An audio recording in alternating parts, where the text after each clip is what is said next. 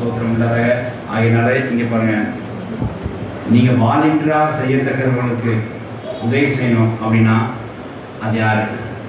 ஒன்று தரித்திர ஏழைகள், ரெண்டாவது திக்கற்ற பிள்ளைகள் விதவைகள், மூணாவது உங்கள் நடத்துகிற ஊழியர்கள்.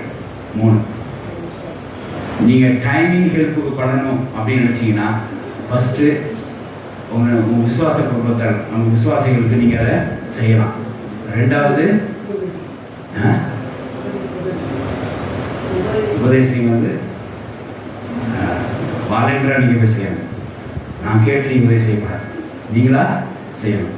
வாலண்டியராக போய் நீங்களே இது செய்யத்தக்கிறவர்கள் என்று நினைத்து செய்ய வேண்டிய 3 பேர்: தரித்திரும் ஏழைகளும், ரெண்டாவது விதவைகளும் திக்கற்ற பிள்ளைகளும், மூணாவது உங்களை நடத்துகிற ஊழியர்கள். இந்த 3 டைமிகள் கேட்டு வராட்கள் யாரு அப்படின்னு பார்த்தீங்கன்னா